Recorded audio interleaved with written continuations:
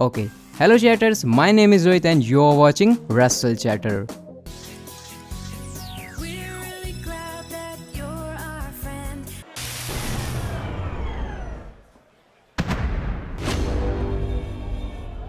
अरे रुको रुको भाई, मुझे कोई पागलपन का दौरा नहीं चढ़ा है, बल्कि ये हमारी एलेक्सा ब्लिस थी जो आज हमको मंडे नाइट रॉ के ऊपर देखने को मिली। और भाई ड्रू मैकिंटायर और हमारे गोल्डबर्ग आज आ गए मंडे नाइट रॉ के ऊपर। कैसे आए वो फर्क नहीं पड़ता, लेकिन भाई हमको इनका फेस ऑफ देखने को मिला। रैंडी ओटन नए मास्क के साथ आ गए और उनका आंख जलने के बाद, मुंह जलने के बाद क्या सीन है, तो ये सारी चीजें आज हमको जानने को मिली मंडे नाइट रॉ के एपिसोड से। पूरे शो के बारे में हम लोग इस वीडियो में बात करेंगे, कैसा रॉ का एपिसोड था, अच्छा था बुरा था, वो सारी बातें। और गाइस आपको क्या करना है, हर बार की तरह इस वीडियो को देखना है बिल्कुल लास्ट तक, और वीडियो को लाइक नहीं किया तो भाई लाइक जरूर कर देना। अब सबसे पहले जो हमारी शो की स्टार्टिंग होती है वो रैंडी ओटन के साथ होती है। पता नहीं वो किस भूतिया से कमरे में बैठे हुए हैं, और जब मैंने ये देखा कि ये रैंडी ओटन के फेस को क्या हुआ पड़ा है, मतलब पहले तो मैं ये देखकर सरप्राइज हो गया कि रैंडी ओटन का चेहरा ऐसा जल गया, डब्ल्यूडब्ल्यू ने ऐसा मेकअप किया है। लेकिन फिर पता लगा कि रैंडी ओटन ने वहां पर वो मास्क पहना हुआ था, और रैंडी ओटन आकर कहते हैं कि देखो किसी तरीके से एलेक्सा ब्लिस का वो जो फायरबॉल वाला अटैक था उसको उन्होंने सर्वाइव कर लिया है। उन्होंने कहा कि जब मैं सोता भी था ना तो मेरी आंख में वही फायरवॉल आती हुई दिखाई देती थी। और वो इस बात को लेकर भी कहते हैं कि कैसे सारे जो लॉकर रूम के बंदे होंगे ना वो बहुत ज्यादा खुश होंगे कि रॉयल रंबल मैच में रैंडी ओटन नहीं आने वाले, क्योंकि वो जल चुके हैं। यहाँ पर वो एलेक्सा ब्लिस को ब्लेम नहीं करते, कहते हैं एलेक्सा की कोई गलती नहीं है, गलती यहाँ पर सारी फील्ड की है। बट स्टिल हमारे जो रैंडी ओटन है वो इस बात को कंफर्म करते हैं कि मैं रॉयल रंबल मैच में उतरने वाला हूँ। भले ही सारे लोग खुश हो रहे हो, लेकिन मेरे अंदर इतना दम है और एक बार फिर से जो है मैं रॉयल रंबल मैच को जीत कर दिखाऊंगा। और यहाँ पर उन्होंने एंड में जाते जाते एक मैच बॉक्स भी जलाई, और वहां पर वो हमको ये कहते हुए दिखाई देते हैं कि जो तुम्हारे सपने हैं ना रॉयल रंबल को जीतने के, वो सारे मैं तोड़ दूंगा। और इस तरीके से शुरुआत होती है मंडे नाइट रॉ की। अब सबसे पहले मैं यहाँ पर इस चीज को नोटिस करना चाहूंगा कि डब्ल्यूडब्ल्यू ने जो रैंडी ओटन का मास्क बनाया है भाई वो बहुत ही ज्यादा डरावना लग रहा है। मतलब रैंडी ओटन के प्रोमोस तो वैसे ही इतने डरावने होते हैं, और उस मास्क के साथ जब वो हमको देखने को मिल रहे थे एक अलग सी फीलिंग सी आ रही थी, मतलब मजा सा आ गया उसको देख के, मैं ये कहूंगा। तो जो शो की ओपनिंग थी डब्ल्यूडब्ल्यू ने काफी बढ़िया तरीके से करी थी। अभी हालांकि आगे रैंडी ओटन शो पर क्या करते हैं, क्या एलेक्सा ब्लिस के साथ उनका सीन होता है वो हमको नहीं बताया गया, लेकिन जो है ये चीज हमको स्टार्टिंग में देखने को मिलती है, जो कि मैं कह सकता हूँ काफी हद तक रॉ की एक बढ़िया स्टार्टिंग थी। लेकिन सही बताऊं यार, पूरे रॉ के एपिसोड में कुछ एक ही ऐसी चीजें थी आज शो के ऊपर जिसके बारे में बात करके मैं खुश हूं, क्योंकि इसके बाद जो चीज हमको देखने को मिलती है वो था Charlotte Flair versus Peyton Royce का मैच।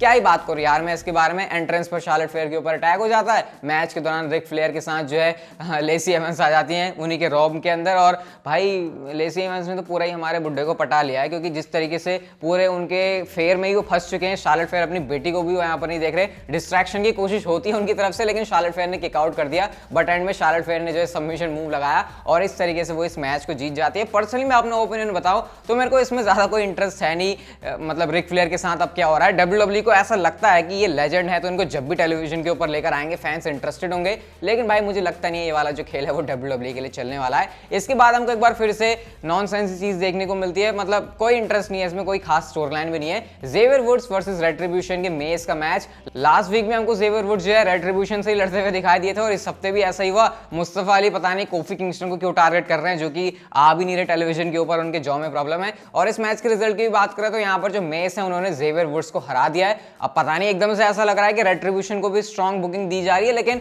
डब्ल्यूडब्ल्यू के ऊपर भरोसा मत करो, कभी भी वो किसी भी चीज को अच्छा दिखा सकते हैं, कभी बुरा दिखा सकते हैं, और हम इसके बारे में बिल्कुल भी कंप्लेन नहीं कर सकते। इसके बाद गाइस हमको इंटरेस्टिंग चीज देखने को मिलती है शो के ऊपर, और कुछ एक ही इंटरेस्टिंग चीज है जिसके बारे में बात करके सच में मजा आएगा, और ये था एलेक्सा ब्लिस का प्लेग्राउंड वाला सेगमेंट। अब जैसे कि मैंने आपको कल वाली वीडियो के अंदर ही बता दिया था कि रॉ के एपिसोड में जो है आस्का और एलेक्सा ब्लिस का मैच होने वाला है, लेकिन उससे पहले यहाँ पर ये प्लेग्राउंड था एलेक्सा ब्लिस का।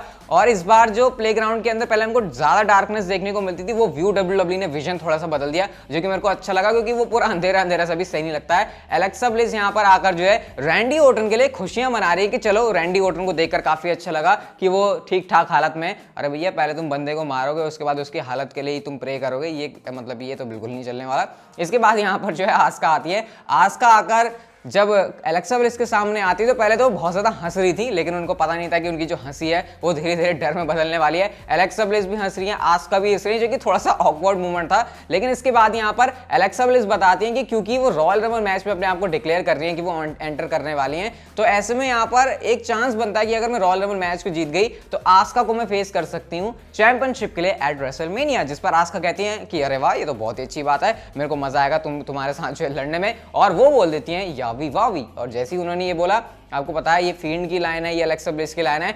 एलेक्सा ब्लिस एकदम से भड़क गई, पता नहीं उनका दिमाग क्या चमक गया, लेकिन आस्का को लगा कि शायद एलेक्सा ब्लिस को अभी भी उतना ज्यादा बुरा नहीं लगा है। वो फील्ड के बारे में पड़ताल करने लग जाते हैं कि फील्ड क्या यहीं पर है, और जैसे ही ये सवाल उन्होंने पूछा ना, एलेक्सा ब्लिस तो और भी ज्यादा गुस्से में हो गई। इवन जो साइड में बैठने की जगह होती है एलेक्सा ब्लिस के, वहां पर आस्का को बैठने भी नहीं दिया, क्योंकि पता नहीं वहां किस बंदे से या किस बंदी से एलेक्सा ब्लिस बात कर रही है। पूरा ये भूतिया सा सेगमेंट था, मतलब आपको ऐसा नहीं लगा कि आप WWE का शो देख रहे हो, ऐसा लगेगा कि जैसे कि आप कोई हॉरर मूवी देख रहे हो और किसी भूतनी की दूसरी भूतनी से बात हो रही है। तो मुझे तो भाई इसको देखकर कुछ ऐसा ही लगा। और इतने में हमको क्या देखने को मिलता है, वो जो झूलने वाला घोड़ा होता है वो आगे अपने आप ही हिलने लग गया, जैसे कि उसके ऊपर कोई बैठा हुआ है, और उसके बाद एलेक्सा ब्लिस भी वहां पर जाकर बैठ जाती हैं। ये सारी चीजें देख के आस्का की तो भाई दिमाग की बत्तियां ही हिल गई, वो वहां से डर के मारे भाग जाती हैं। और इस तरीके से एलेक्सा ब्लिस का जो प्लेग्राउंड वाला सेगमेंट है वो खत्म होता है।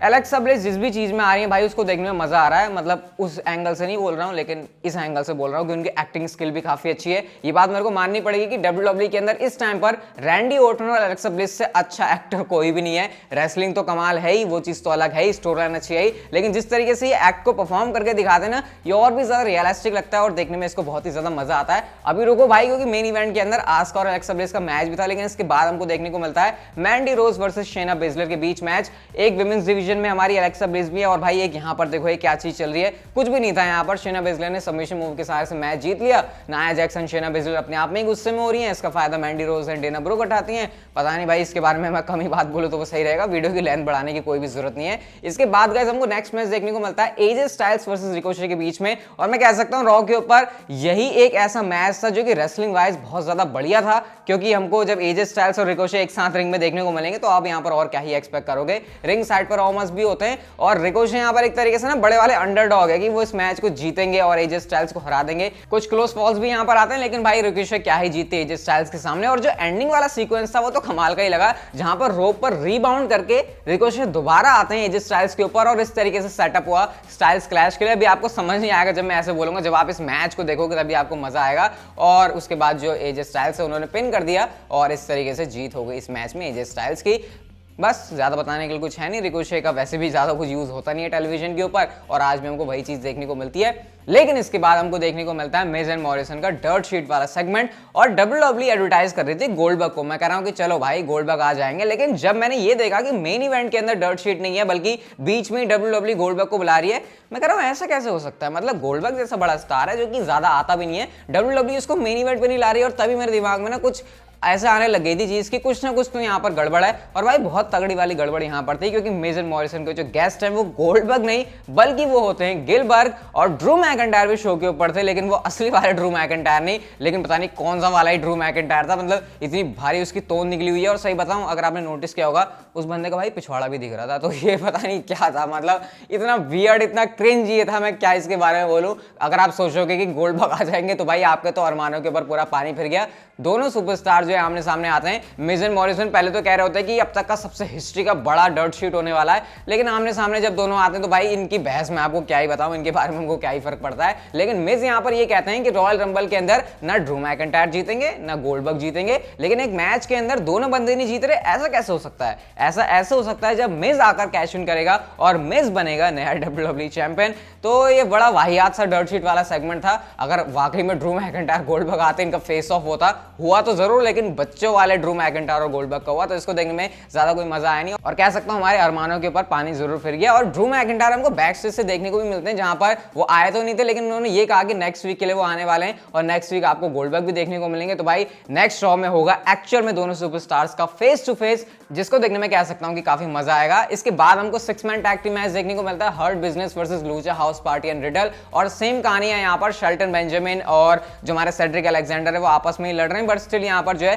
हर्ट बिजनेस इस मैच को जीत गई, जब बॉबी लैशली ने स्पेयर लगाकर हार्ट लॉक लगाया था। लेकिन रिडल ने जो एक बार फिर से बॉबी लैशली को मार के वो वहां से निकल लिए, तो स्टिल इनकी जो फ्यूड है वो कंटिन्यू है। हालांकि मुझे उम्मीद लगती नहीं है कि रिडल यहाँ पर ज्यादा कुछ करने वाले हैं। नेक्स्ट आता है Jeff Hardy versus Jackson Raikar का मैच, और भाई जेफ हार्डी के साथ कर क्या रहे हो यार, मतलब कुछ तो उनके साथ सही कर दो। डिस्क्वालिफिकेशन से मैच एंड होता है, और एंड में जाकर जेफ हार्डी की पिटाई भी हो गई। तो अगर जेफ हार्डी की अच्छी बुकिंग करते तो रॉ में अच्छी चीजें होती, लेकिन भाई जब बड़े बड़े स्टार्स का ऐसे यूज होगा तो आप लोग शो से क्या एक्सपेक्ट कर सकते हो। सीधा बात करते हैं शो के मेन इवेंट की, जहां पर था एलेक्सा ब्लिस वर्सेस आस्का के बीच मैच। और पूरे मैच में मतलब जैसे मैंने वीडियो के स्टार्ट में नहीं कहा, जो हमारी एलेक्सा ब्लिस है वो ऐसे हंसते हंसते, मतलब पूरी उनकी चेहरे पर जो है हंसी हंसी है। लेकिन एकदम से लाइट्स वगैरह ऑफ होती है और जब कमर्शियल से हम लोग वापस आते हैं, एलेक्सा ब्लिस वो हंसती खेलती से डरावनी सी बन गई और उसके बाद उनकी लिपस्टिक लगी हुई है काली वाली और उनका चेहरा ऐसा हो गया कि आस्का को भी समझ नहीं आ रहा। बहुत ही स्लो पेस पर ये मैच था। आस्का मारने की कोशिश कर रही है एलेक्सा ब्लिस को, लेकिन बार बार या तो वो चीज काउंटर हो रही है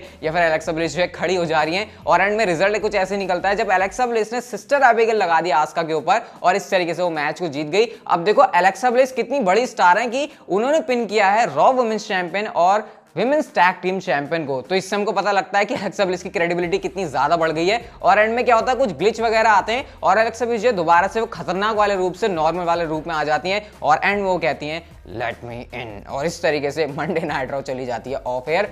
तो भाई पूरे शो की अगर मैं बात करूं तो कुछ एक ही चीजें थी, जैसे कि Randy Orton, Alexa Bliss, Asuka जहां पर भी थी वहां पर चीजें सही थी। बाकी पूरे शो के ऊपर बिल्कुल भी कुछ ऐसा नहीं था जो कि मैं आपको कहूंगा कि 3 घंटे में आपको देखना चाहिए। अगर आपको ये वीडियो अच्छी लग गई हो तो लाइक कर दो, 5 स्टार में से बताओ शो को आप लोग कितने स्टार्स दोगे और चैनल को कर लो सब्सक्राइब, नोटिफिकेशन बेल को ऑन, क्योंकि रॉ कैसी भी हो आपको डेली वीडियोस तो रॉ के रिव्यूज को और स्मैकडाउन के रिव्यूज के इस चैनल के ऊपर देखने को मिलती रहेंगी। So see you guys in my next video.